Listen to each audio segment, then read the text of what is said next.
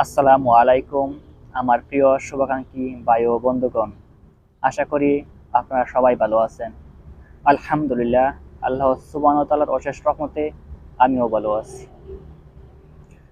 মানুষের জন্য প্রবাসী কল্যাণ পরিষদের পক্ষ থেকে সকলকে জানাই রমজানের শুভেচ্ছা। মানুষের জন্য প্রবাসী কল্যাণ পরিষদ এই রমজান উপলক্ষে একটি উদ্যোগ নিয়েছিল। আর সে উদ্যোগটি হলো গরিব অসহায় দরিদ্র মানুষের এই রমজান উপলক্ষে কিছু ইফতার হাদিয়া দেওয়া। আলহামদুলিল্লাহ, আল্লাহ তাআলা আমাদের এই কাজটি সহজ করে দিয়েছেন এই প্রবাসী কল্যাণ পরিষদ ভাইদের উসিলায়। আর এই কাজটি বাস্তবায়ন করেছেন আমার এলাকার আমার প্রিয় ভাই বন্ধুরা। তারা প্রতিটি বাড়িতে গিয়ে গিয়ে প্রত্যেকটা হাদিয়ার ব্যাগ বাড়িতে পৌঁছে দিয়েছে। আমরা এইভাবেই প্রত্যেকটা অসহায় মানুষের পাশে দাঁড়াতে চাই। আর এই অসহায় মানুষের পাশে দাঁড়ানোর জন্য আপনাদের প্রত্যেকের সহযোগিতা কামনা করি।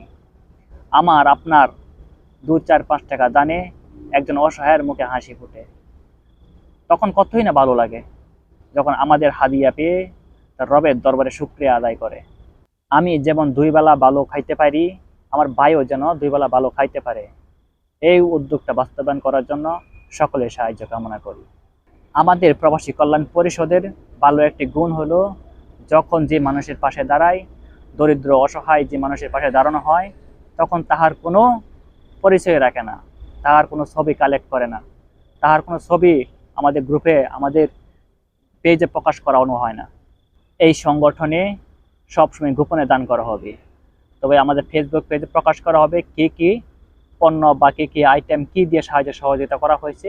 শুধু এইগুলো আমাদের পেজে আপলোড করা হবে, এবং কাকে দেওয়া হয়েছে কে নিয়েছে তা আমরা আমাদের এই পেজে আপলোড করব না।